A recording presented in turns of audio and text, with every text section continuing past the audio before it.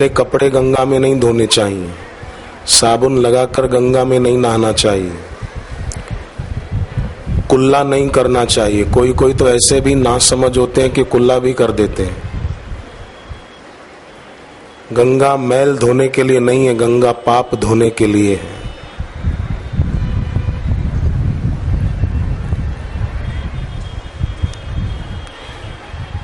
तो गंगा जी अनुसुया जी को कहती हैं कि आज मैं तुमसे कुछ मांगने आई हूं, देने की तैयारी है?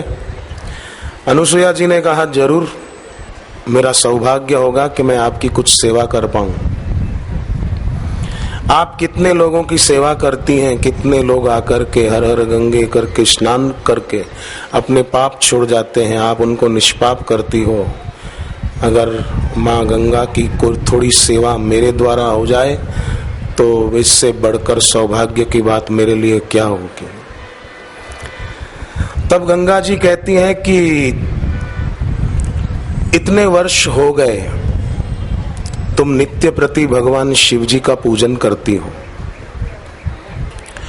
और नित्य प्रति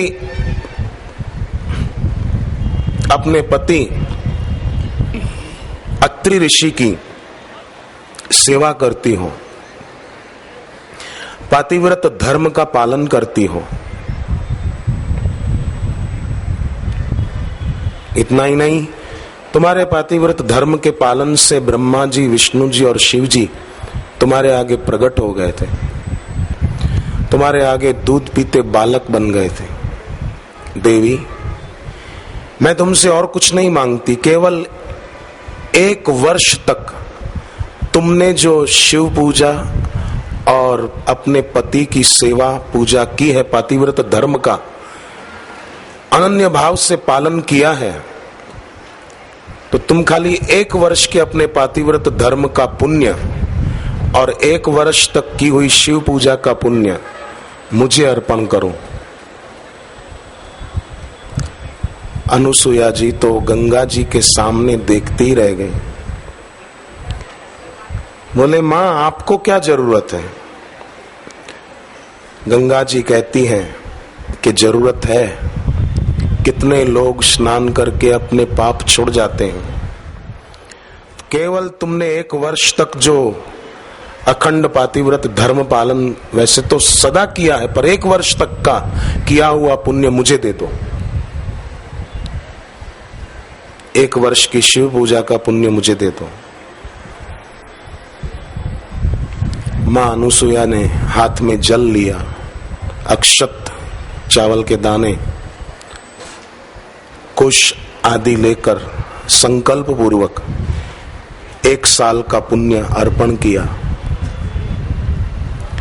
मां गंगा जी बहुत खुश हो गई, अनुसुया जी को हृदय से आशीर्वाद दिया, प्यार किया कि तुम धन्य हो। अनुसुया, पतिव्रता स्त्री का दर्शन करने से मुझे जो प्रसन्नता होती है वो किसी और उपाय से मुझे नहीं होती। मेरे तट पर भी कोई पतिव्रता स्त्री अगर आती है तो उसे देखकर मुझे खुशी होती है, क्योंकि अनुसुया, कोई महान पतिव्रता नारी है तो उस पतिव्रता देवी को देखने से, पवित्र भाव से देखने वाले के पाप नष्ट होते हैं। और पतिव्रता नारी मां पार्वती के समान पवित्र होती है।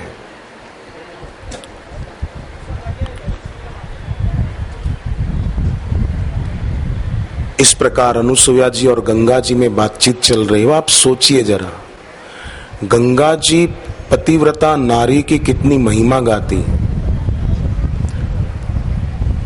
सुबह बात बताई थी कि पार्वती जी शिव जी को कहती है, शिव जी कहते हैं अब मैं प्रसन्न हूं तुम्हारी तपस्या से और मैं तुम्हारे साथ विवाह करने को तैयार हूं।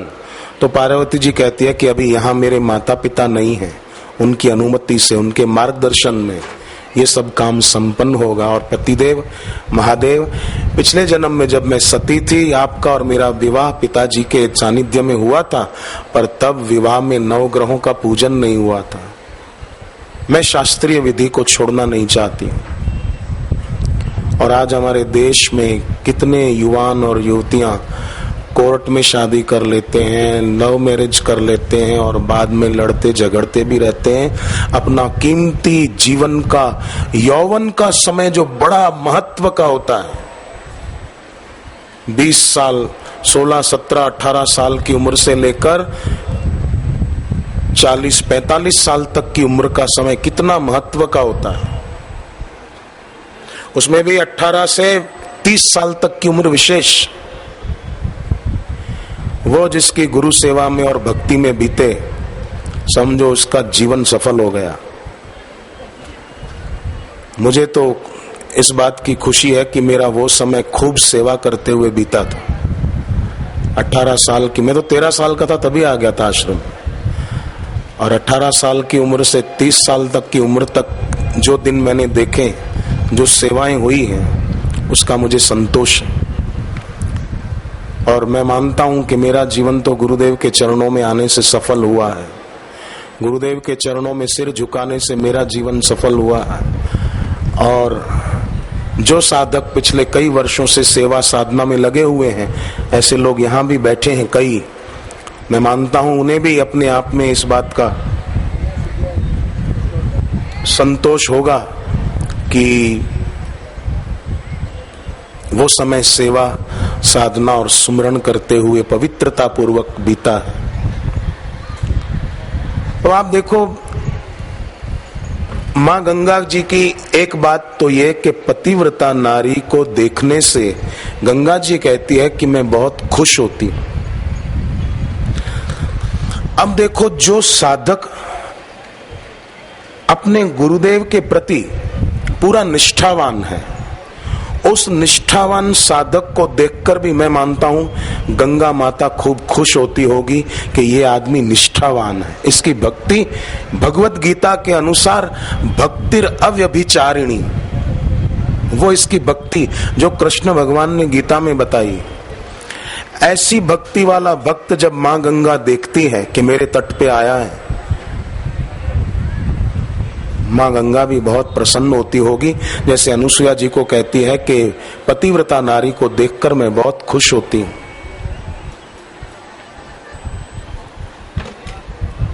उत्तम नारी और उत्तम पुरुष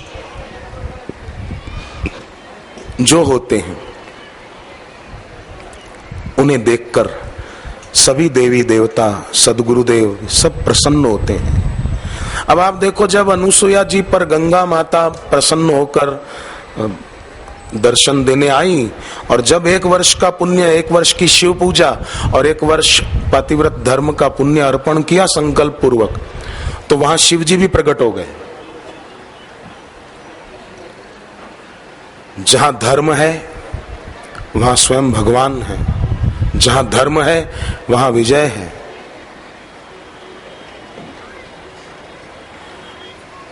आलोचना करने वालों ने आरोप लगाने में कोई कमी नहीं रखी, फिर भी इस बार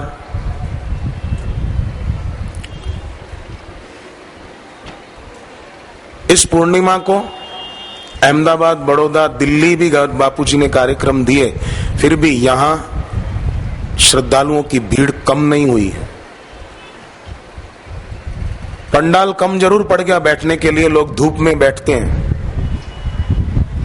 परंतु आने वालों की कमी नहीं हुई।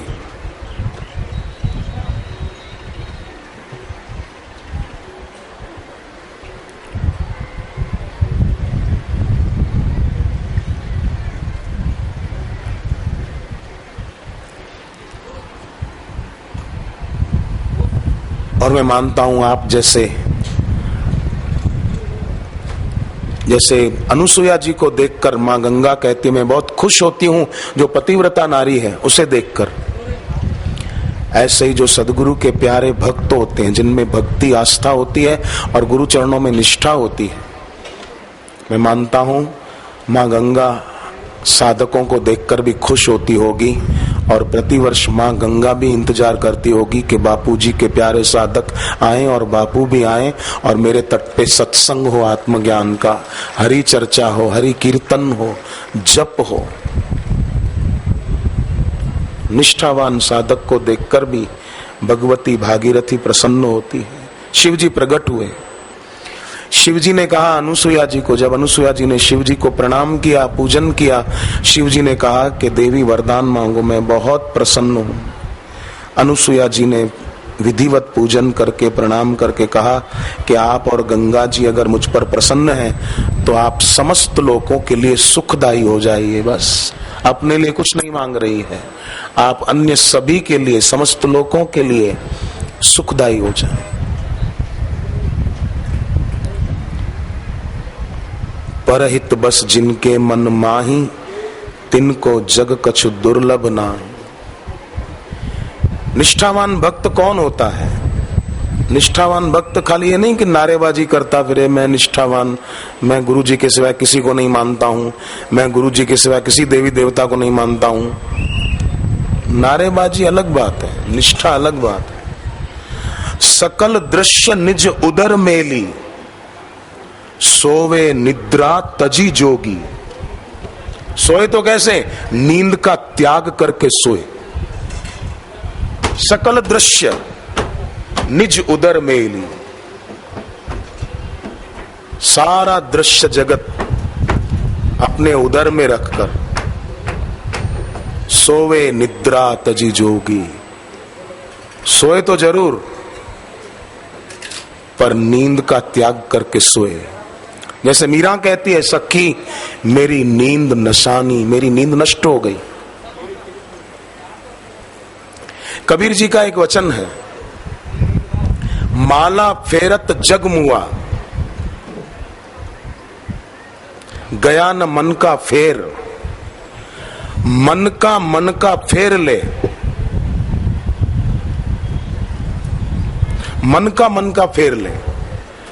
स्थूल अर्थ यह हुआ कि माला फेरत जग मुआ, माला करते करते कई लोग मर गए। गया न मन का फेर, मन से मुक्त नहीं हो पाए, ऐसा एक स्थूल अर्थ ये हो सकता है। परंतु माला फेरत जग मुआ, कबीर जी का कहना यह है, माला फेरत जग मुआ, माला फेरो तो सकल दृश्य निज उदर मेली।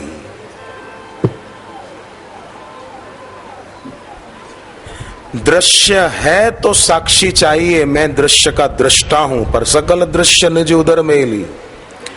जैसे सीता जी की खोज में वानर सेना गई तो क्या हुआ कि चले सकल वन खोजत, सरिता सर गिरी खोह। वानर सेना खोजने लगी सीता जी को, नदी किनारे, पर्वत शिखरों पर, कंदराओं में, गिरी गुफाओं में, सब तरफ खोज रही। राम काज लय लीन मन, राम काज में उनका मन लीन हो गया। राम काज लय लीन मन, बिसरा तन कर छोह। शरीर का भान भूल गए। मैं का भान न रहा। जब मैं का भान नहीं रहता तो गुणों का भान कैसे रहेगा कि मेरे में सद्गुण है। हम 4 बजे उठ जाते हैं, हम दिन की 300 मालाएं कर लेते हैं, हमारे जैसा सत्व गुणी और कौन होगा। जब मैं ही नहीं तो गुणों का भान भी नहीं। ये गुण निधिपना है, ये धर्मशील पना। तो सकल दृश्य निज उदर मेली, सोवे निद्रा तजी जोगी। आराम तो कर रहे हैं रात्रि को, पर तमोगुणी नींद नहीं है।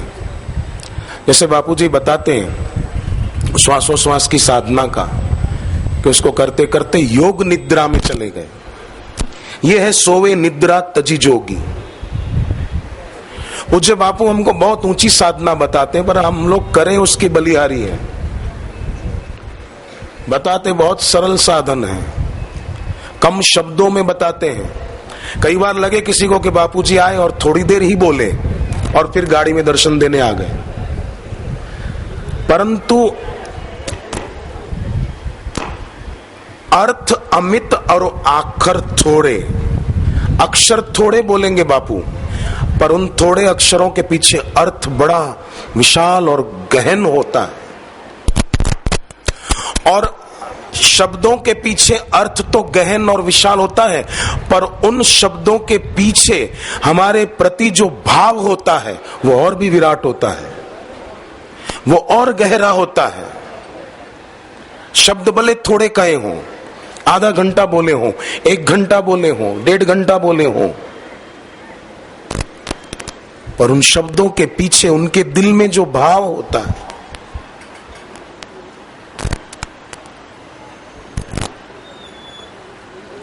एक मां का अपने बच्चे के प्रति कैसा भाव होता है,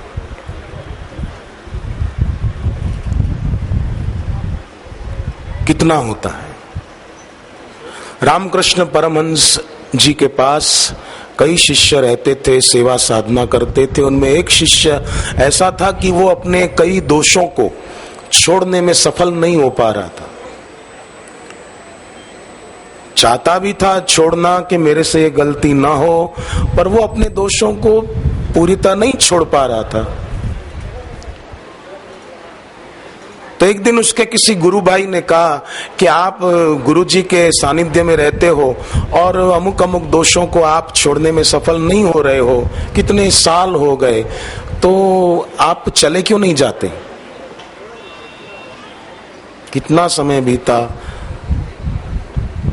तो उसने कहा कि नदी के किनारे थोड़ा थोड़ा दूरी पर खड्डे होते हैं, उन खड्डों में थोड़ा थोड़ा पानी भरा होता है। लोग जब गंगा किनारे जाते हैं तो गंगा जल उन खड्डों में से नहीं भरते, हालांकि उन खड्डों में भी गंगा जल है, पर उसमें से नहीं भरते हैं। जो गंगा जी की धारा बही जा रही वहां से लोग जल भरते हैं, वो घर ले जाते हैं बोतल में, कैन में। खड्डों में जो पानी थोड़ा सा भरा है उसमें मच्छर बैक्टीरिया आदि भी हो जाते हैं खड्डे के पानी में। पर फिर भी जब बाढ़ आती है गंगा में, बारिश के दिनों में जब पानी बढ़ जाता है गंगा जी में, तो खड्डों में जमा हुई सारी गंदगी भी गंगा जी का बाढ़ का पानी बहा कर ले जाता है। ऐसे ही बोले, मैं इंतजार कर रहा हूं, मेरे गुरुदेव तो करुणा कृपा के सागर हैं ही, उनमें जब करुणा की बाढ़ आएगी तो हम जैसे खड्डों में रहे हुए दोष या बुराई वो उनकी करुणा की बाढ़ में बह जाएंगे। सर, कृपा की बाढ़ बहा कर ले जाएगी, हमारा कल्याण हो जाएगा। इसीलिए मैं मेरे गुरु जी के सानिध्य में हूं।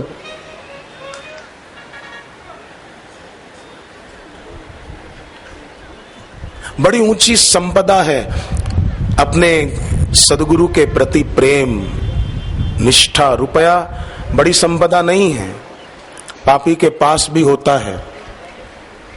सोना चांदी गहने इकट्ठे कर लिए, वो भी बड़ी संपदा नहीं है।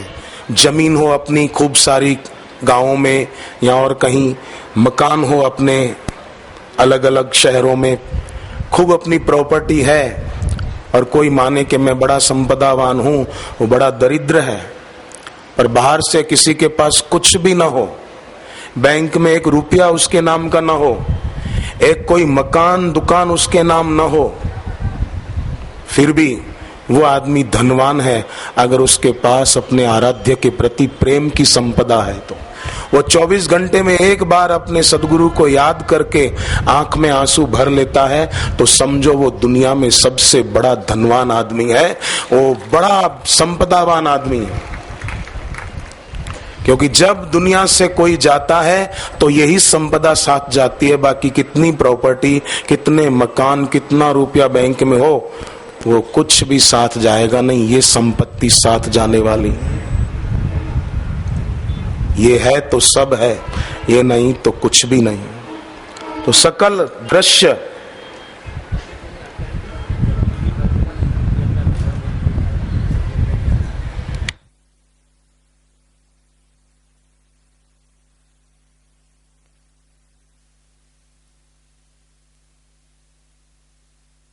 हरिपद अनुभवे। अब सुनने की बात आती है। ऐसा व्यक्ति ही उस आत्म पद का अनुभव कर सकता है। सोई हरिपद अनुभवे परम सुख अतिशय द्वैत वियोगी। क्या बढ़िया बात। अतिशय द्वैत वियोगी शब्द देखो आप, जहां द्वैत रहा ही नहीं। अतिशय द्वैत वियोगी, जो स्वयं अद्वैत हो गया।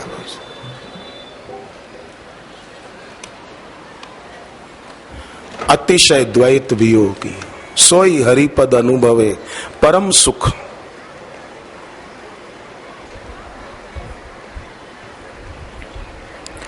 रसोई घर वाले यहां से लोना है तो मांग लो मृत्यु जीवन को छोड़कर। बोले प्रभु अगले जन्म में दांत भले एक देना पर लीवर 31 देना।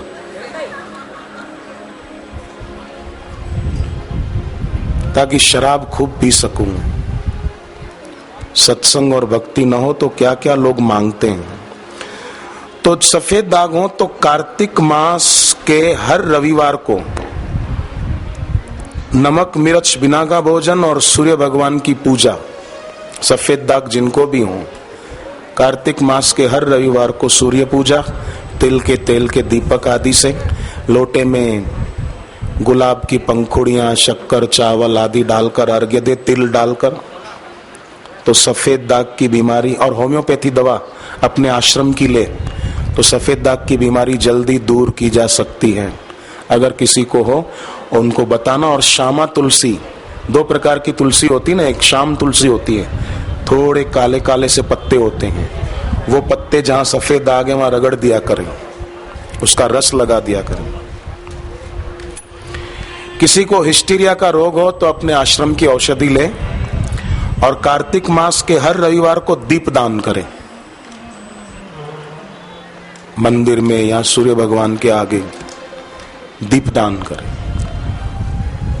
और सरसों के दाने भी छोड़ दें या सरसों के तेल का दिया ही जला के रख दें।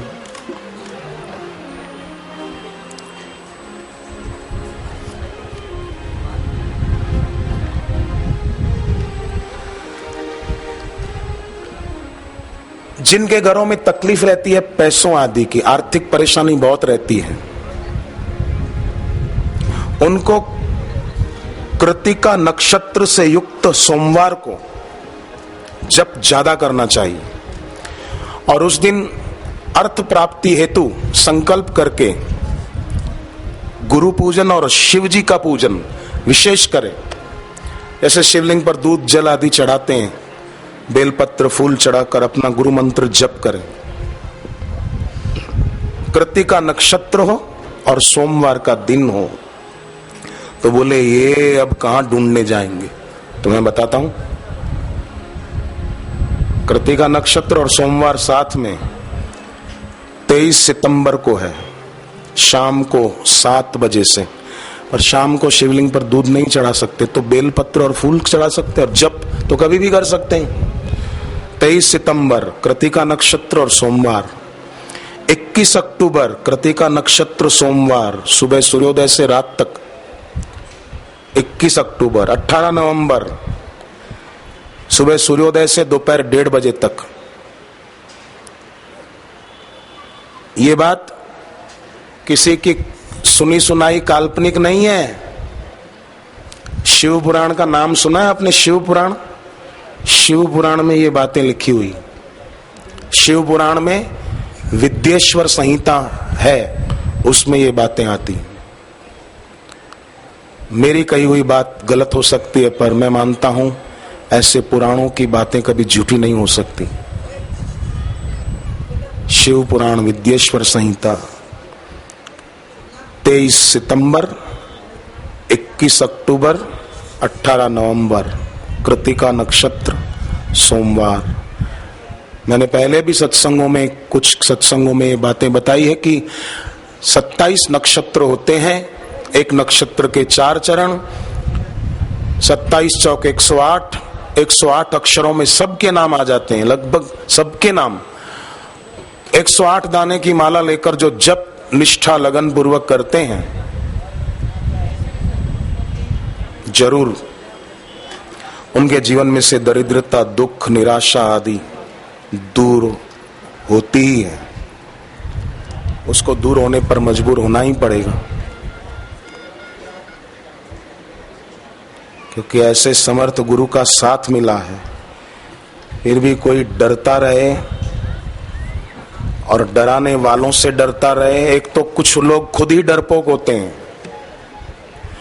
और एक दूसरे डराने वाले भी होते हैं कि आपके घर में है ना कुछ है, पितरों का कुछ है आपके घर में है ना। हमको लगता है कि एक है अहमदाबाद से कहीं से आता है एक लड़का, वो सबको डराता रहता है कि हाँ हवन करना पड़ेगा। इधर आपके यहाँ है ना चुड़ैल का वास है, इधर आपके घर में थोड़ा वास्तु ठीक नहीं है। तू आया बड़ा वास्तु का जानकर, इधर है ना आपके इस कमरे में कोई मर गया था क्या? तू ही मरे तो अच्छा है। लोगों को डराना, पहले ही लोग बेचारे डरे हुए हैं। कई प्रकार की समस्याएं ग्रस्त जीवन में लोगों को झेलनी पड़ती है और ऊपर से ऐसे डराने वाले, बस ये है जरा वो है कुछ नहीं। गुरुमुख नाम जपो मन मेरे, नानक पाओ सुख गनेरे। तुलसीदास जी संत थे, ऐसी कोई बात उन्होंने कही कि तुम्हारे घर में चुड़ैल का वास है, तुम्हारे में ने जरा ये है, पितृ तुम्हारे बहुत दुखी हैं, जरा ये है जरा वो है। तुलसीदास जी ने ऐसा कुछ नहीं कहा। तुलसीदास जी ने केवल ये हनुमान चालीसा में लिख दिया, संकट से हनुमान छुड़ावे, मन क्रम वचन ध्यान जो लावे। बस ये कह दिया। और ठग लोग न जाने लोगों को जरा ये हवन करना पड़ेगा, ये इसकी आहुति डालनी पड़ेगी। तो ऐसे ठगों की बातों में ना आओ, अपने गुरुदेव के चरणों में अनन्य निष्ठा रखें बस। तो गुरु कृपा से अपने आप बिगड़ी जन्म अनेक की सुधरे अब और आज।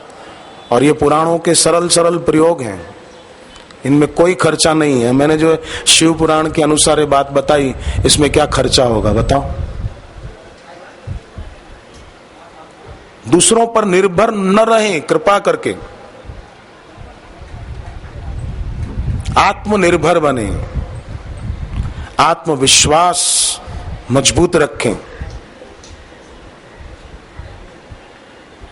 गुरु भक्ति में है वो दम, मिट जाएं सारे गम।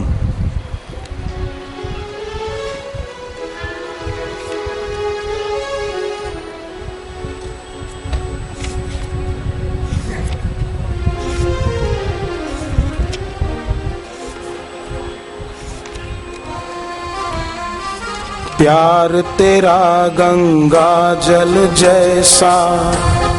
गुरु का प्यार कैसा है? गंगा के जल की तरह पवित्र। जैसे गंगा का जल पवित्र है, ऐसे गुरु का प्रेम भी पवित्र है। करुणा का तू है बादल, जैसे बादल भर जाता है तो बरस जाता है, ऐसे ही गुरु करुणा से भरे हुए हैं, बरसना चाहते हैं। भक्त अपनी तैयारी दिखाए।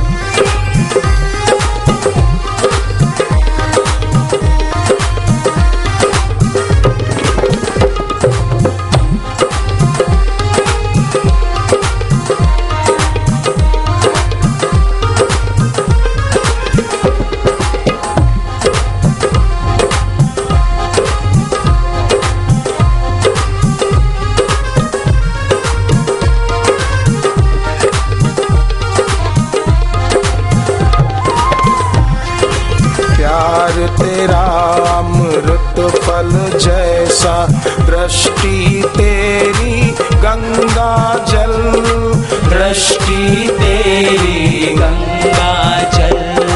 गहरा तू सागर से बढ़कर, करुणा का तू है बादल। करुणा का तू है बादल। तुम्ही आस मेरे विश्वास मेरे, तुम पास मेरे हरदम। तुम आस मेरे विश्वास मेरे, तुम पास मेरे हरदम। गुरु भक्ति में है वो दम, मिट जाए सारे गम। गुरु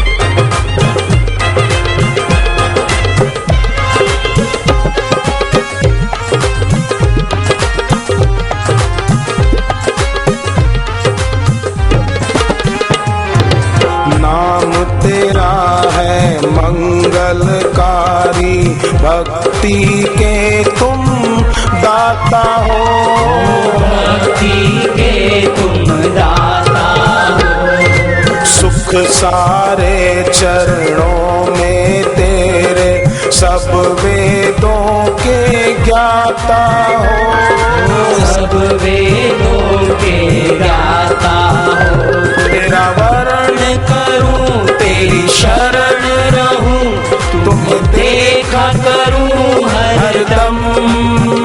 तेरा वर्ण करूं तेरी शरण रहूं, तुम्हें देखा करूं हरदम। गुरु भक्ति में है वो दम, मिट जाए सारे गम। गुरु भक्ति में है वो दम, मिट जाए सारे गम।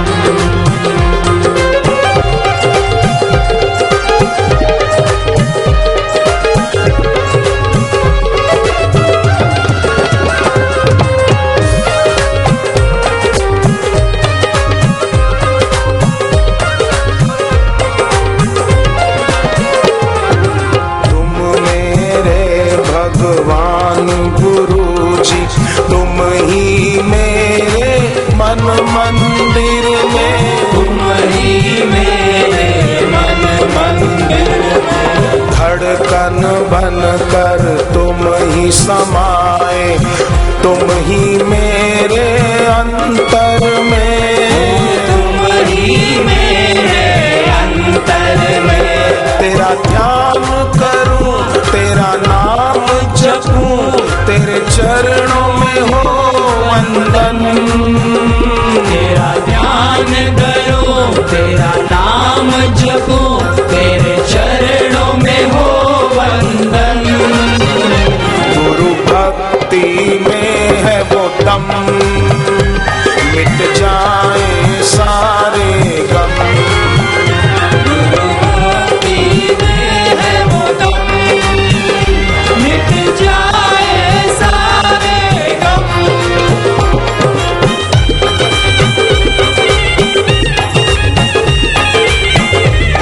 जय हो।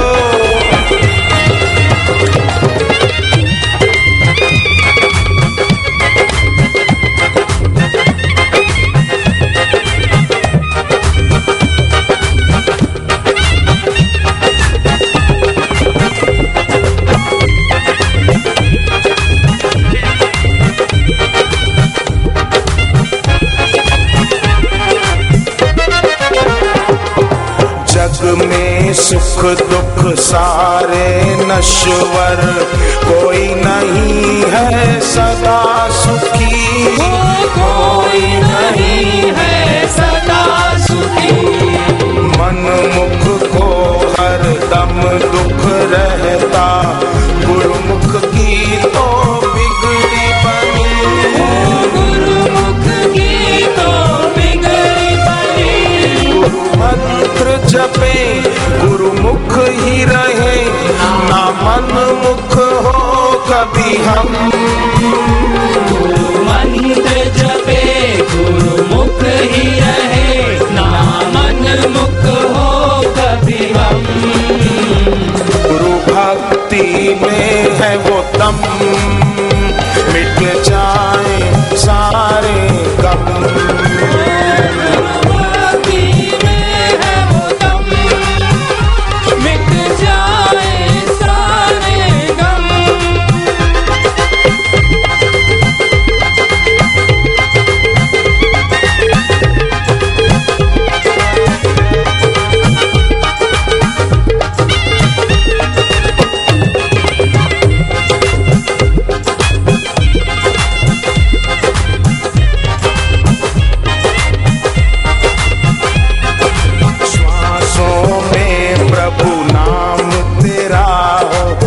मन में तेरा चिंतन हो, मन में तेरा चिंतन हो।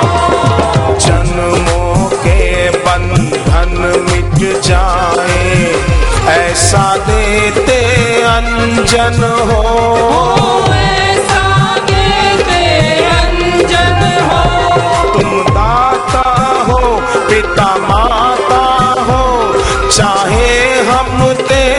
शरण।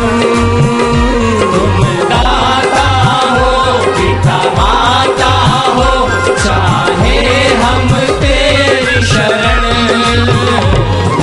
भक्ति में है वो दम, मिट जाए सारे गम। गुरु भक्ति में है वो दम, मिट जाए सारे गम।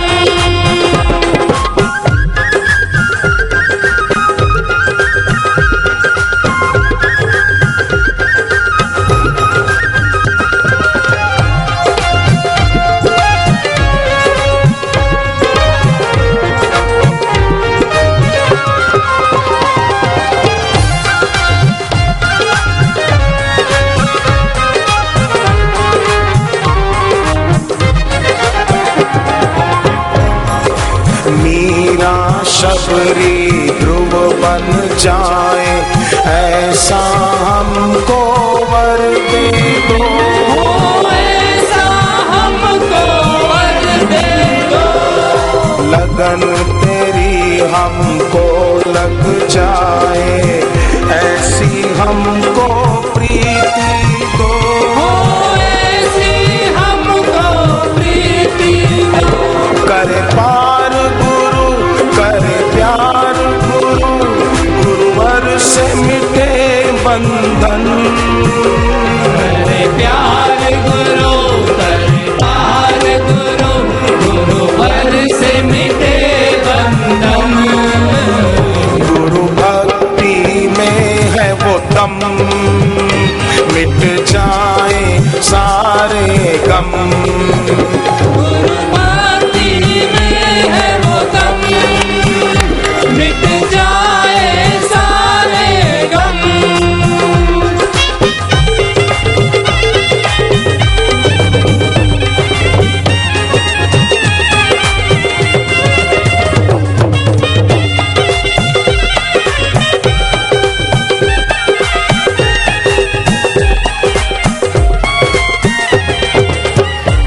सद्गुरु देव भगवान की जय।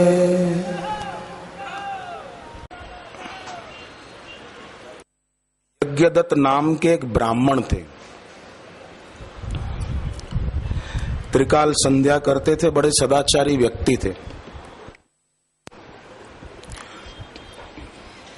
तपस्वी जीवन था।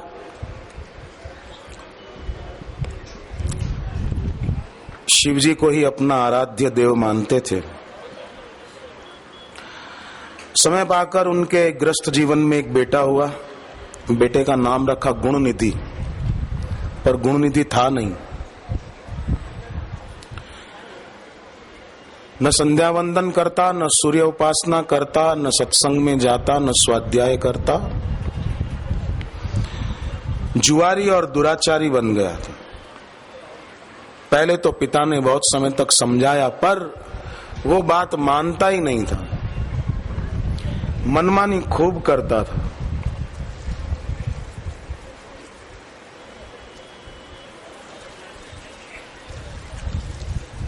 अपने आप को ही मानता था कि पिता गलत है, मैं ठीक हूं।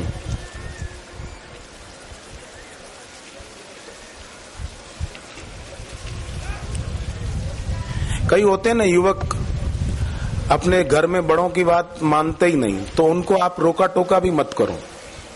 उनके लिए गायत्री मंत्र जप करो कि इनको सद्बुद्धि दे भगवान। गायत्री मंत्र जप के सूर्य को अर्घ दे दो कि आज मैंने जो गायत्री मंत्र जप किया इसका पुण्य उसको मिले।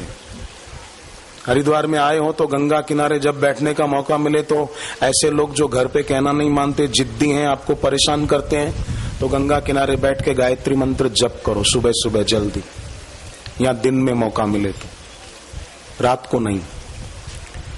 रात को गुरु मंत्र जपें, गायत्री मंत्र जपना हो गंगा किनारे तो सुबह सुबह जपें। और दूसरी बात कि महीने में एक शिवरात्रि आती है ना, महीने में शिवरात्रि मतलब समझ लो कृष्ण पक्ष की चतुर्दशी, ठीक है। तो उस दिन घर में जिनको आर्थिक कष्ट रहते हैं वो तो शाम के टाइम, संध्या के टाइम जप तप करें ही। दीपदान शिव मंदिर में कर दें और रात को जब 12 बज जाएं तो थोड़ी देर जाग कर जप और एक पाठ हनुमान चालीसा का रात को 12 बजे के बाद, केवल महीने में एक दिन कृष्ण पक्ष की चतुर्दशी को रात को एक पाठ नहीं कर सकते हम? क्या देर लगेगी? 5 मिनट लगेंगे। और सुबह सुबह रोज जब सूरज उदय होने में थोड़ी देर बाकी होती है, आप लोग उठ तो जाते होंगे, साधक तो उठ ही जाते हैं, जल्दी नहा लेते होंगे, तो जो सुबह जल्दी नहा लें तो हो सके तो अगर ऐसी सुविधा हो, छत पर बैठकर आकाश में जब सूर्योदय का टाइम होता है, पूर्व दिशा में लालिमा दिखती है, आकाश में लाली छा जाती है पूर्व दिशा में, तो बस उस समय उस तरफ थोड़ी देर देखा। उगते हुए सूर्य को नहीं देखना चाहिए, पर जब लालिमा छाई, अभी सूर्योदय नहीं हुआ है, लालिमा छा गई है, उजाला हो गया है, उस तरफ देखते हुए जो जप ध्यान और शुभ संकल्प कोई भी करते ना, वो भगवान और गुरु जल्दी पूरा करते। बहुत फायदा होता है, चाहे भक्ति बढ़ाने का, चाहे घर में कोई कष्ट है उसको नष्ट करने का, चाहे कोई मन में दुर्गुण है उसको मिटाने का, या शरीर में रोग है उसको मिटाने का। भगवान और गुरु वो निष्काम भक्तों को तो प्यार करते हैं, सकाम भक्तों को भी प्यार करते हैं। और सकाम निष्काम भक्तों को प्यार करने का मतलब ये नहीं कि साथ में बिठाकर रोटी खिलाएं, जब भी आए तब साथ में बैठ जाएं, ये इस अर्थ में नहीं। तो सकाम भक्त भी प्रिय है, उनका भी भला होता है। मैं कोशिश करता हूं कि शास्त्रोक्त उपाय ऐसे ही हो जिसमें आपका खर्चा कुछ ना हो और फायदा पूरा हो जाए।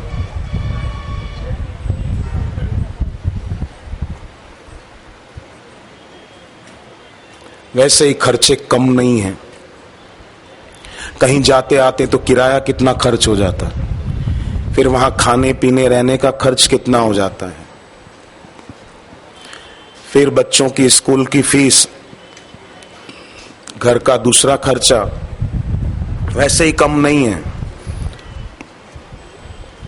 फिर ऊपर से कोई लूटे कि जरा इसका दो, ये करना पड़ेगा, हवन कराना पड़ेगा, आहुतियां डालनी पड़ेगी, मंत्र भले उसको ना आता हो। ऐसे लोग मुझे किसी ने बताया उनको मंत्र बोलना भी नहीं आता ठीक से और बोलते हवन कराना पड़ेगा।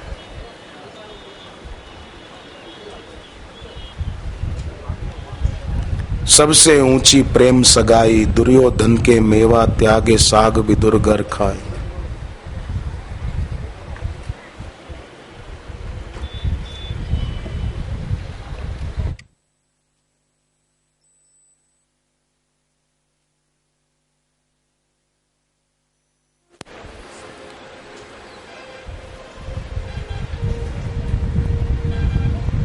यज्ञदत्त ब्राह्मण का बेटा गुणनिधि नाम से था। पिता ने बहुत समझाया, माना नहीं, मनमानी अति हुई उसकी, तब पिता ने उसको घर से निकाल दिया। कब तेरी हमारे घर में कोई जरूरत नहीं, तू मानता नहीं, कहना इतने समय से मैं समझाता हूं, अब इस घर में तू पैर नहीं रखेगा। खूब गुस्सा करके बाप ने घर से निकाल दिया। अब इस घर में तुझे प्रवेश नहीं मिलेगा, ये घर का द्वार तेरे लिए बंद है, जा तुझे जहां जाना हो जा। अब वो बाहर गया तो सब लोग जानते थे इसको इसके बाप ने निकाल दिया है और ये घर पे चोरी करता है आदि आदि, तो कोई उसको अपने घर में अंदर घुसने ही नहीं देते थे। तो कई दिन तक बेचारा भूख और प्यास से पीड़ित होकर भटकता रहा इधर उधर, क्या खाए। आखिर एक रात को गुणनिधि भूख और प्यास से पीड़ित होकर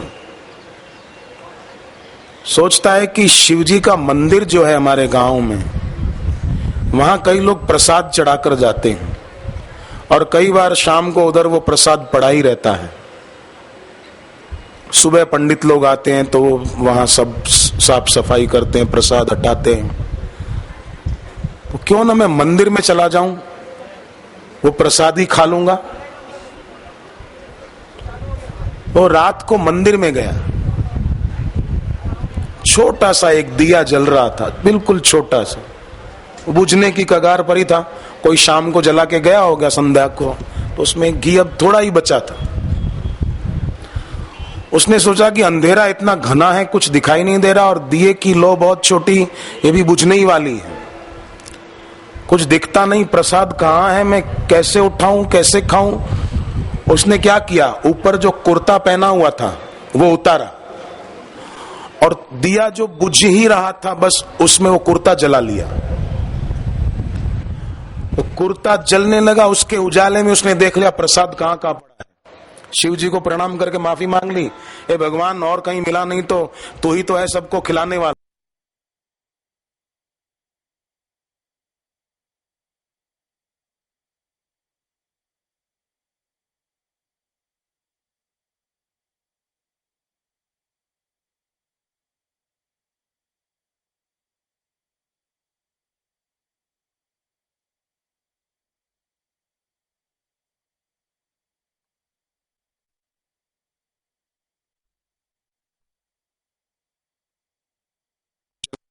थोड़ा सा टुकड़ा बच गया कि ये तो इसी का है।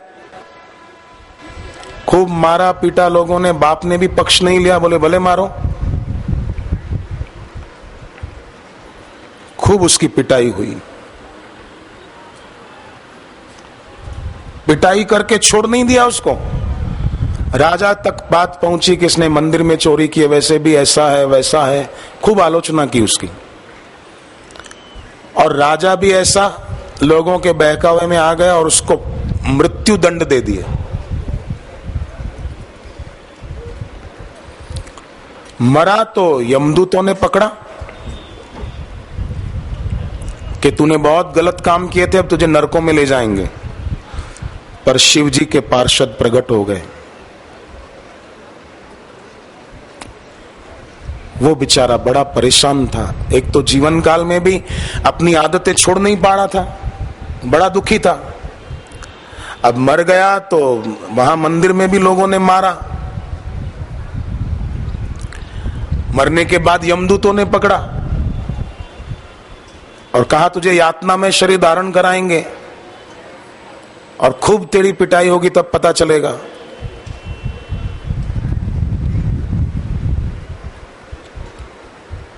दिल से उसने शिव जी को पुकारा, प्रार्थना की कि मेरी रक्षा करो। शिव जी के पार्षद आ गए, यमदूतों को कड़ी आंख दिखाई, यमदूतों को रवाना कर दिया और उसको लेकर वो शिवलोक में आ गए। यमदूत पीछे पीछे आए, यमदूतों को कहा कि इसने मंदिर में उजाला करने के लिए अपना कुर्ता जला दिया था, इसको शिव मंदिर में दीप दान करने का महापुण्य प्राप्त हुआ है रात्रि को। और इसने चोरी की तो पहले शिवजी से अनुमति मांगी थी, खाया तो पहले शिवजी से प्रार्थना पूर्वक मांगा है।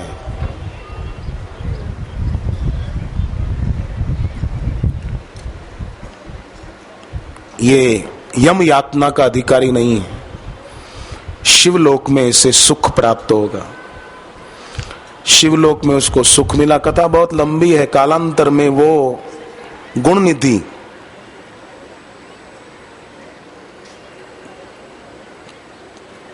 किसी राजा के यहां पुत्र रूप में जन्मा है। कलिंगराज राजा ने उसका नाम रखा दम, बेटे का नाम दम। समय बीता, उसको अपना पिछला जन्म याद था कि मैंने कुर्ता जलाया था, उसका पुण्य मुझे दीपदान का पुण्य मिल गया था। सो मंदिरों में दीपदान करता रहता था, दिया जला के रखा था, औरों को भी प्रेरणा देता दिया जला के रख दो।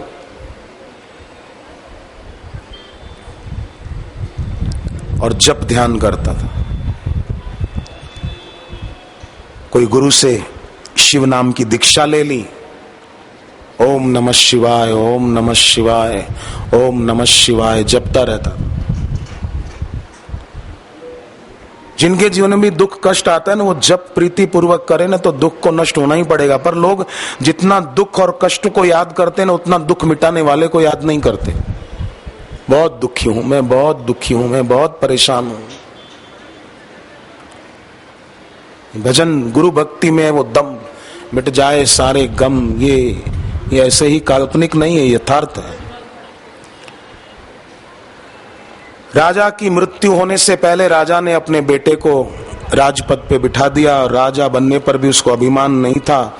सेवा साधना करके उसने धर्म संपत्ति बहुत एकत्र कर ली और आखिर तप करते करते आखिरी में इतना तप किया कि शिव जी के साक्षात दर्शन हो गए, पार्वती मां के दर्शन हुए और उसे देव योनि प्राप्त हुई। कौन से देव की पदवी? आपको सुनकर आश्चर्य लगेगा। गुणनिधि यज्ञदत्त ब्राह्मण का बेटा जो गलत आचरण करता था, मंदिर में कुर्ता जलाया, उसके उजाले में भगवान से मनी मन माफी मांग के प्रसाद खाया, भूख मिटाई। राजा ने प्राण दंड दिया, दूसरे जन्म में वो राजा के यहाँ जन्मा और फिर तप करता करता उपासना करता करता इतनी उसकी उपासना की पूंजी एकत्र हो गई कि शिव जी ने उसको साकार रूप में दर्शन दिए और वो देवत्व को प्राप्त हुआ। कौन सा देव बना? शिव जी ने कहा तू धन के लिए तड़पता था ना, पर तूने तप इतना किया है, उपासना की पूंजी तेरी इतनी जमा हो गई है कि अब से तुम धन के दाता कुबेर भंडारी कहलाओगे और मेरे मित्र बनोगे। कुबेर भंडारी, धन के दाता कौन? यज्ञदत्त ब्राह्मण का बेटा गुणनिधि, जो गलत आचरण पे उलझा हुआ था।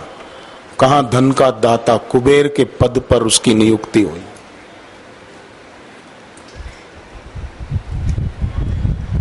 एक बीज कितना बड़ा वृक्ष हो सकता है, ये बीज को पता नहीं। मनुष्य कितना महान हो सकता है, मनुष्य पता लगा सकता है और हो भी सकता है सत्संग के द्वारा, सुमिरन के द्वारा। सकल दृश्य निज उदर मेली, सोवे निद्रा तजी जोगी, सोई हरिपद अनुभवे परम सुख अतिशय द्वैत वियोगी। उड़िया बाबा को किसी ने पूछा, महाराज आप अद्वैत सिद्धांतवादी है ना? बाबा ने कहा नहीं, गलत सुना है तुमने। तो हमने सुना आप एकदम अद्वैत सिद्धांतवादी। बोले नहीं, मैं कोई सिद्धांतवादी, अद्वैत सिद्धांतवादी नहीं, मैं स्वयं अद्वैत हूं, अतिशय द्वैत वियोगी।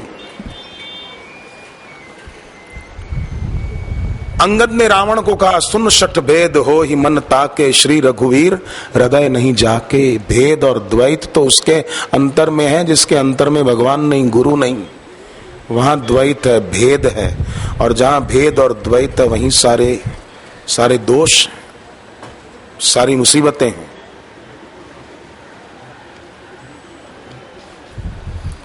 तो मैं फिर से सबके चरणों में प्रार्थना करूं कि हम सब सचमुच में भाग्यशाली हैं जो ऐसे कृपा सिंधु गुरुदेव का आसरा मिला है, उनके पूजन का, सुमरण का अवसर मिलता है, तो इसका खूब खूब लाभ उठाएं। गुरु निष्ठा परम तप, शिव जी को प्रार्थना करें कि आपका जो कहा हुआ वचन हमने गुरु गीता में पढ़ा है वो हमारे जीवन में क्रियान्वित हो जाए।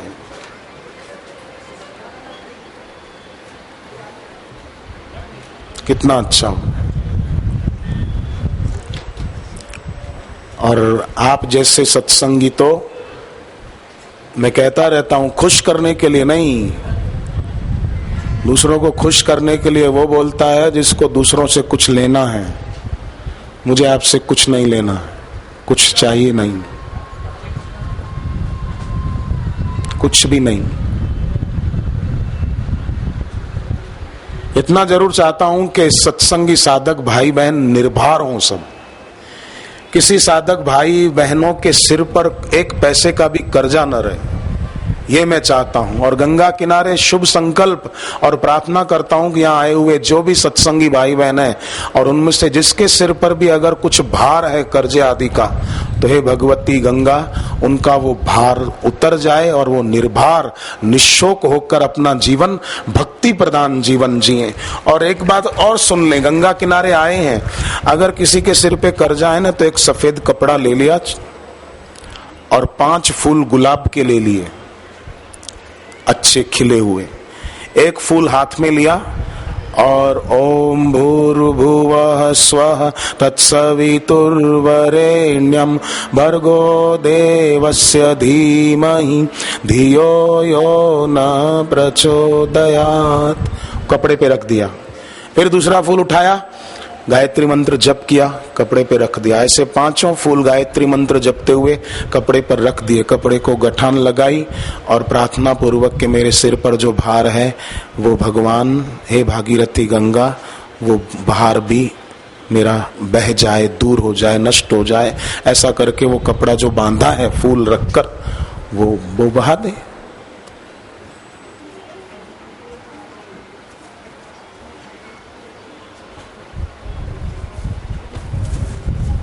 हरे नमः, हरे नमः, हरे नमः।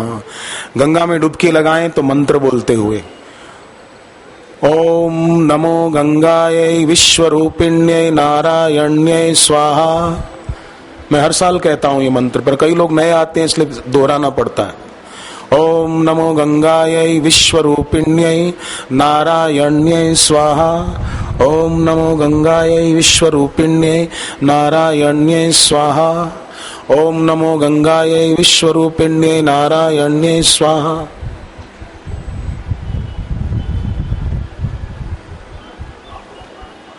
तिलक जो करते हैं ना साधक, रोज किया करें, न करते हो तो तिलक करें तो हो सके तो चंदन उसमें गंगा जल डालकर उससे करें।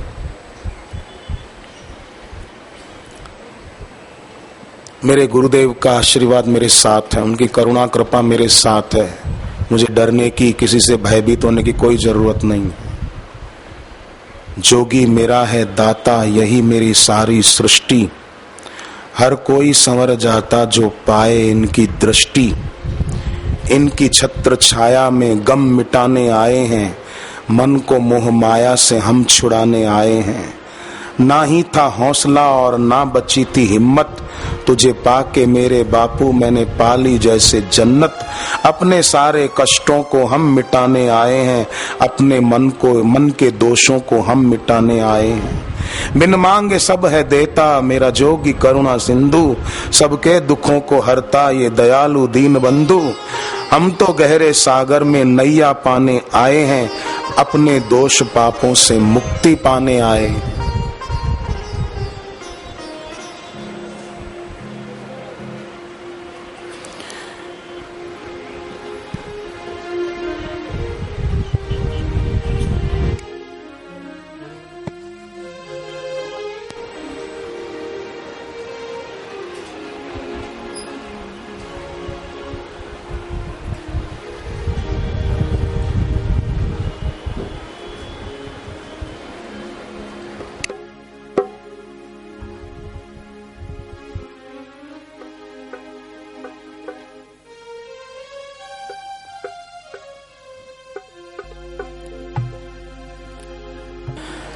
वे धन्य हैं जिनको गुरु से दीक्षा लेने की इच्छा होती है।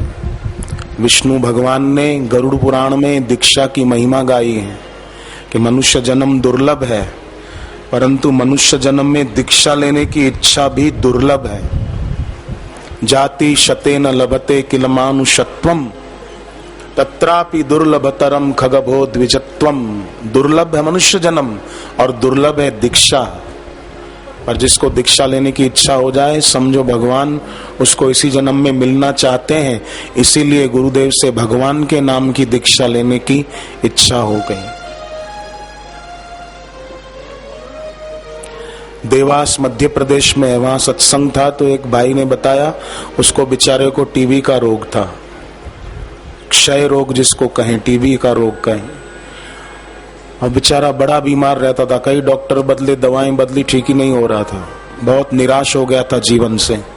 पर किसी सत्संगी साधक ने कहा आप एक बार दीक्षा ले लो और जप करो, जप तो नास्ति पातकम। तो उसने सोचा ठीक है मैं दीक्षा बापूजी से ही लूंगा। आपको आश्चर्य लगेगा सुनकर, उसका दृढ़ इरादा कि मैं दीक्षा बापूजी से ही लूंगा, ऐसा निश्चय करने मात्र से उसका रोग धीरे धीरे मिटता गया, मिटता गया, मिटता गया। और देवास में 17 अप्रैल को वो दीक्षा लेने बैठे थे तो पूर्ण निरोग होकर के बैठे थे। टीबी का रोग बिल्कुल नहीं था, मिट चुका था।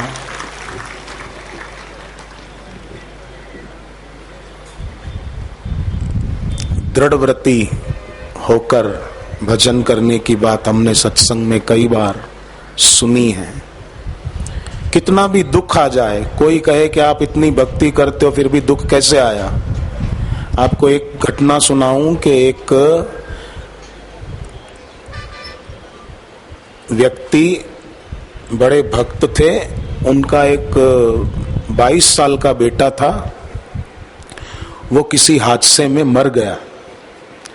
तो लोग उलाना देने लगे कि ये लो, इतनी भक्ति करते थे, गुरु के पास जाते थे, जवान बेटा 22 साल का मर गया, क्या मिला सत्संग में जाने से और क्या मिला भक्ति करने से, क्या मिला माला घुमाने से।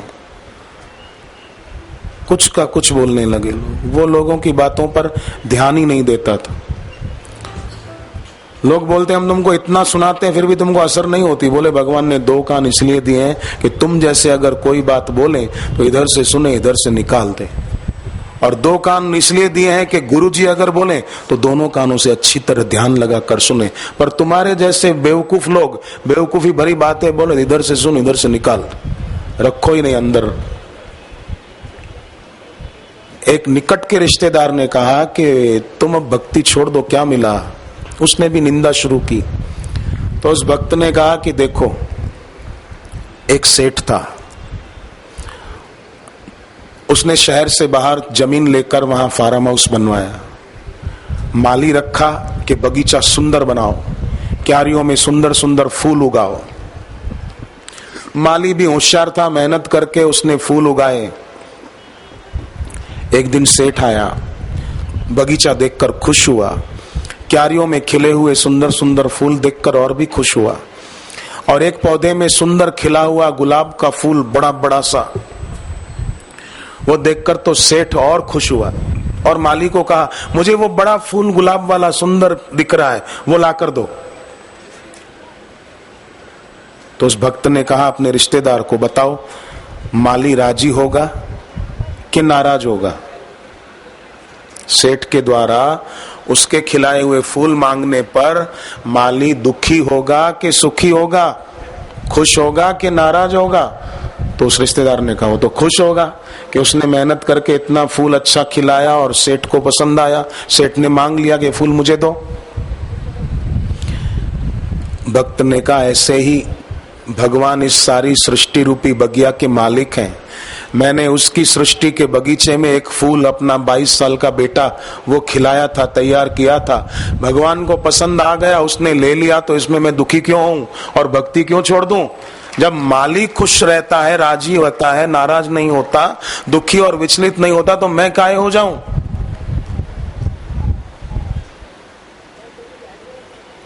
जन्म ईश्वर की मर्जी से होता है तो मृत्यु भी उसकी मर्जी से होती है। सुख दुख भवो भावो भयम चा भयमेव च। भगवत गीता में इस विषय में बहुत श्लोक आते हैं।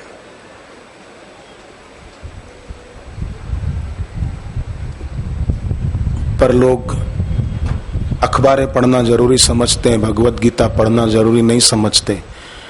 सत्संग की पुस्तकें, बापूजी की अमृतवाणी पर आधारित सत्य साहित्य वो पढ़ना जरूरी जो नहीं समझते हैं। ऋषि प्रसाद पढ़ना जो जरूरी नहीं समझते हैं। वे लोग अधिक विचलित होते रहते हैं, जीवन में आने वाले प्रसंगों को देख देख कर बेकार में परेशान होते रहते हैं। पर गुरु का प्यार मिल जाए, ज्ञान मिल जाए तो बहारें ही बहारें हैं। फिर प्रतिकूलता में भी व्यक्ति भक्ति में तो आगे बढ़ता रहेगा, भक्ति कभी नहीं छोड़ेगा।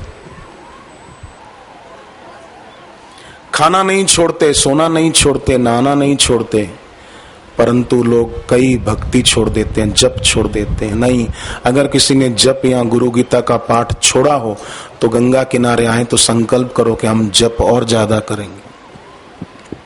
गुरु गीता का पाठ छोड़ा है अगर किसी ने तो गंगा किनारे संकल्प करो हम गुरु गीता का पाठ थोड़ा थोड़ा रोज कर लेंगे, भले 5 श्लोक।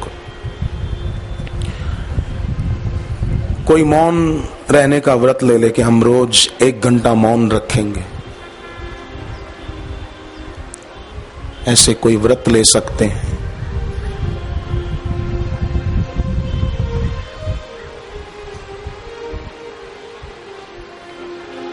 गुरु का प्यार मिल जाए बहारे ही बहारे हैं, गुरु का प्यार मिल जाए बहारे ही बहारे हैं, गुरु की रहमत मिल जाए बहारे ही बहारे हैं, गुरु की रहमत मिल जाए बहारे ही बहारे हैं।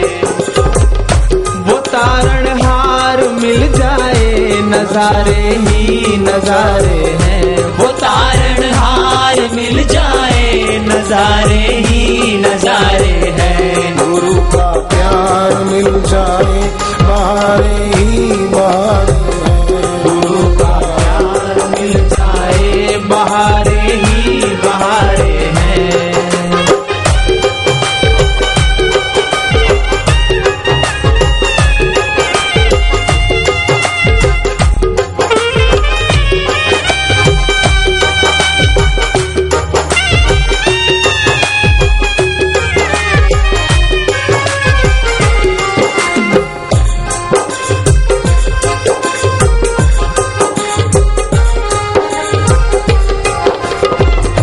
जिसे मिल जाए इनका दर वो भटके क्यों भला जग में, जिसे मिल जाए इनका दर वो भटके क्यों भला जग में, गुरु का द्वार है साचा न कोई सार है जग में, गुरु का द्वार है साचा न कोई सार है जग में, इन्हीं से प्यार हो जाए बहारे ही बहारे हैं, इन्हीं से प्यार हो जाए बहारे ही बहारे हैं।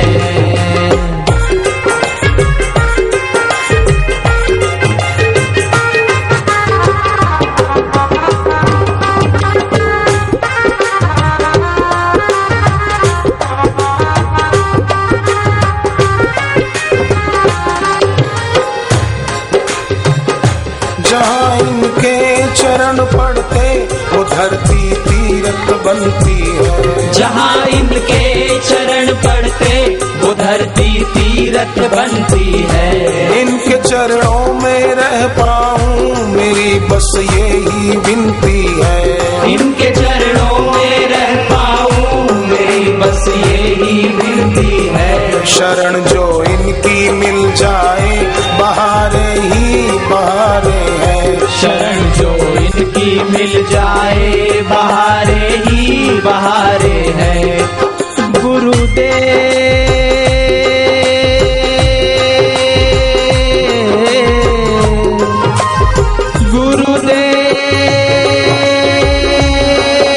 गुरुदेव मेरे गुरुदेव,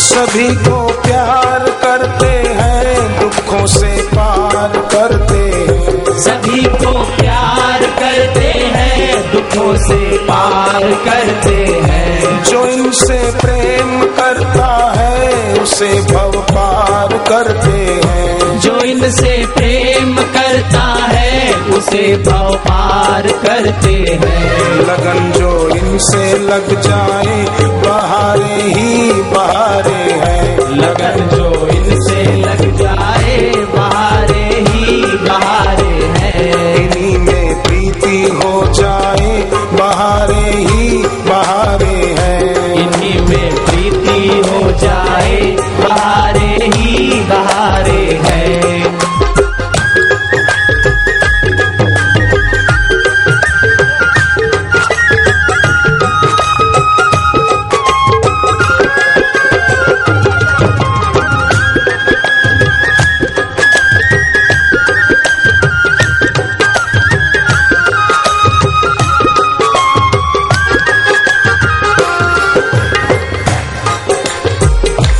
समा बदले जहाँ भी तू एक पल भी ठहर जाए, समा बदले जहाँ भी तू एक पल भी ठहर जाए, बहारें खिल खिला जाए फिजाएं भी महक जाए, बहारें खिल खिला जाए फिजाएं भी महक जाए, तेरा दीदार हो जाए बहारें ही बहारें हैं, तेरा दीदार हो जाए बहारें ही बहारें हैं, तेरा दीदार हो जाए बहारें ही बहारें हैं, तेरा दीदार हो जाए बहारें ही बहारें हैं।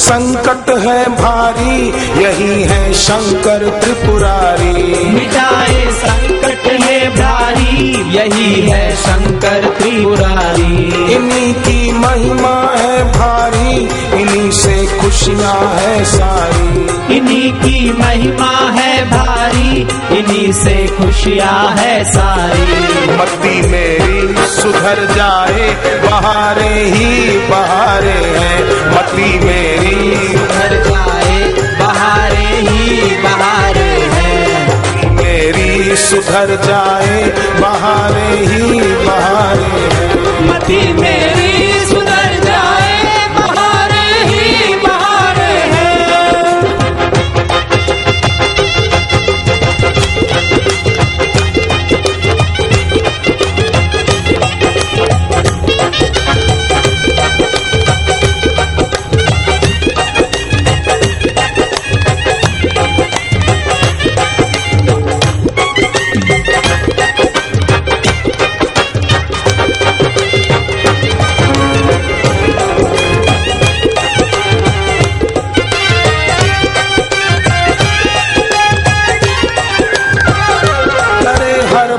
ही रखवाली मिटाते संकट है सारे, करे हर पल ही रखवाली मिटाते संकट ये सारे, इन्हें जो अपना माने तो करे हैं फिर वारे न्यारे, इन्हें जो अपना माने तो करे हैं फिर वारे न्यारे, यही सांसों में बस जाए बहारे ही बहारे हैं, यही सांसों में बस जाए बहारे ही बहारे हैं, यही सांसों में बस जाए बहारे ही बहारे हैं, यही सांसों में बस जाए बहारे ही बहारे हैं।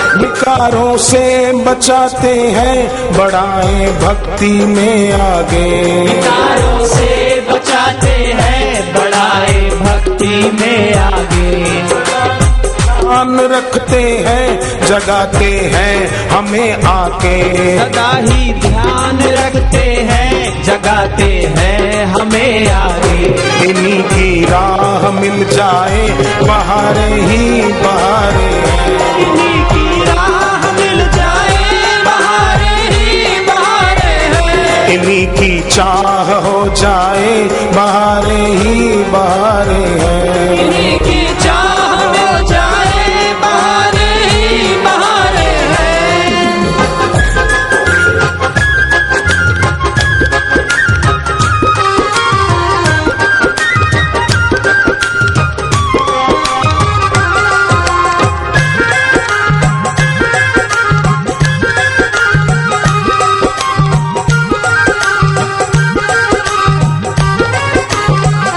निराली शान यही सरताज है सबके, निराली शान है इनकी, यही सरताज है सबके।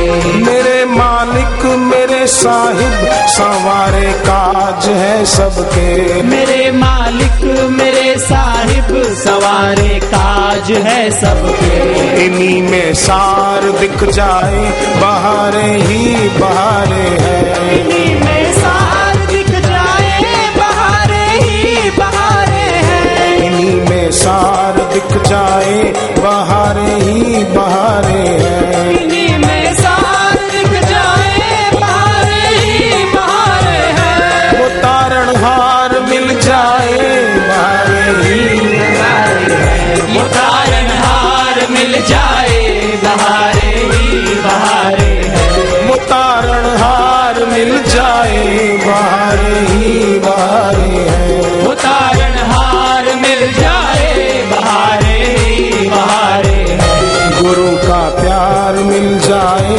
बहारे ही बहारे हैं, गुरु का प्यार मिल जाए बहारे ही बहारे हैं।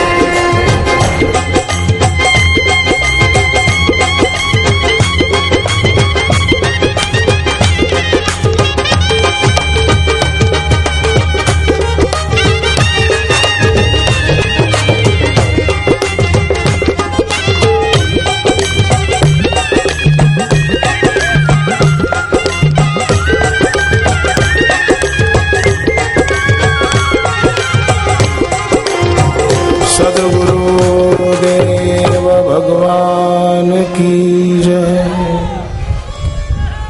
ओम नमो भगवते वासुदेवाय। नमो भगवते वासुदेवाय। ओम नमो भगवते वासुदेवाय। नमो भगवते वासुदेवाय। ओम नमो भगवते वासुदेवाय। ओम नमो भगवते वासुदेवाय। पंडाल वाले देखें अब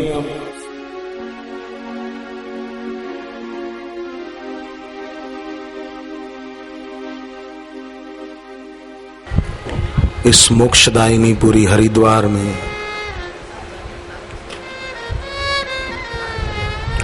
अपने इष्ट मंत्र को बंद आंखों के आगे साकार करने से और फिर अपने चारों तरफ अपने इष्ट मंत्र की धारणा करें। अपने को अपने इष्ट मंत्र के घेरे में देखें। ये रक्षा कवच है, जैसे हनुमान जी ने राम जी को कहा था, नाम पहरू दिवस निशी ध्यान तुम्हार कपाट। हे भगवान, सीता जी के चारों तरफ आपके नाम का पहरा लगा है। दिवस निशी, दिन रात, नाम पहरू दिवस निशी ध्यान तुम्हार कपाट। लोचन निज पद जंत्रित प्राण जाहि के ही बाट।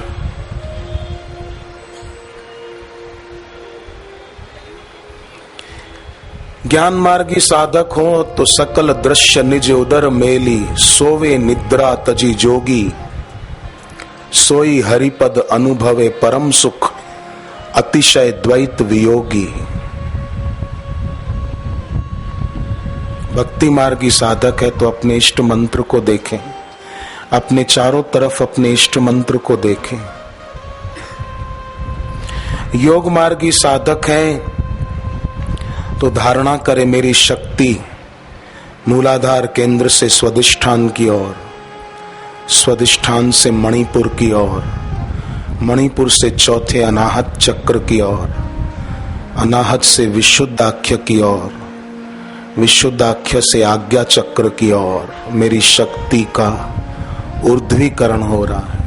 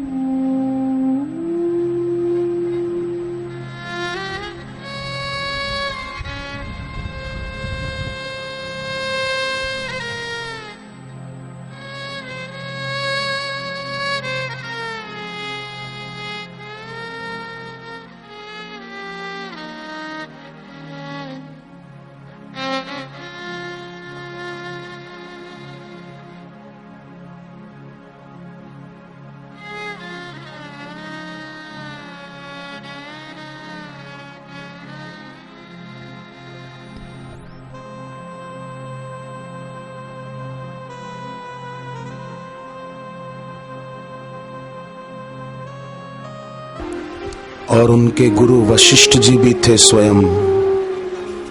फिर भी अयोध्या में कैकेयी जी पर मंथरा का प्रभाव पड़ गया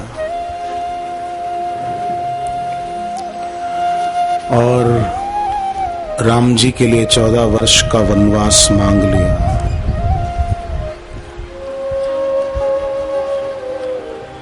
वही महारानी कैकेयी जब भरत जी आए तो अयोध्या से चित्रकूट भरत जी और अयोध्या वासियों के साथ जाकर राम जी को अयोध्या लौटाना लाने के लिए तैयार भी हो गई और राम जी को कहती अयोध्या लौट चलो। पहले क्यों वरदान मांग लिया?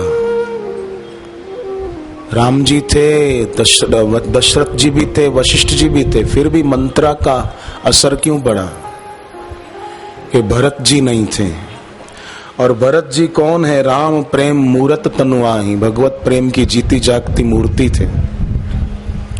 जहां प्रेम भक्ति नहीं होती है वहीं पर मंत्रा जैसी मलिन वृत्ति अपना रंग दिखाती है। जहां प्रेम रूपी भरत हो वहां मंत्रा का जोर नहीं चलता।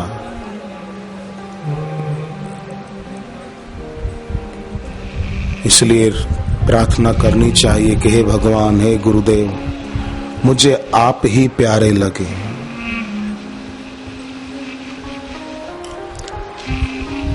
राम नाम कली काम तरु, भगवान का नाम जो गुरु से दीक्षा में मिलता है। राम भक्ति सुर धेनु, ईश्वर और गुरु की भक्ति काम धेनु गाय के समान।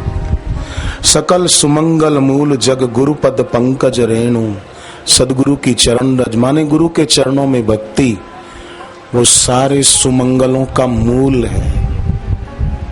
बोलना साथ में, राम नाम कली काम तरो, नाम कली काम तरो, कल्प वृक्ष है नाम जपना। राम भक्ति सुर धेनु, राम भगति सुर धेनु, सकल सुमंगल मूल जग, सकल सुमंगल मूल जग, गुरु पद पंकज रेणु, गुरु पद पंकज रेणु, गुरु की चरण रज। अमेरिका से एक भाई आए थे, मेरठ में गुरुदेव का सत्संग था। सोचा अमेरिका जा रहा हूं तो गुरुदेव की चरण पादुका स्पर्श करा के ले जाऊं। सत्संग शहर में था, चरण पादुका आश्रम में जाकर रखी कि बापूजी आएंगे तो उनके चरण पड़ जाएंगे, मैं पादुका अमेरिका ले जाऊंगा। बारिश हुई थी उस दिन थोड़ी। गुरुदेव जब शाम को सैर करके खेतों के इलाके से आश्रम में आए तो उसकी चरण पादुका जा रखी थी। गुरुदेव ने चरण रखे तो गुरुदेव के चरणों में थोड़ी मिट्टी, बारिश के कारण कीचड़ हो जाता ना खेतों के इलाके में, मिट्टी लग गई थी। वो उसने जो चरण पादुका रखी थी वहां रह गई। उसने चंदन के तिलक की चांदी की डब्बी थी, वो चंदन खाली करके गुरुदेव की चरण रज जो पादुका पर पड़ी थी वो अंदर भर ली। तुलसीकृत रामायण का वचन शायद सुना होगा,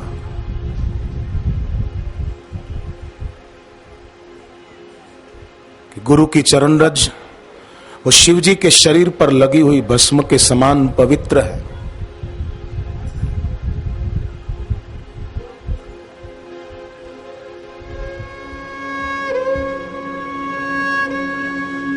सुकृत संभूतन विमल विभूति, मंजुल मंगल मोद प्रसूति।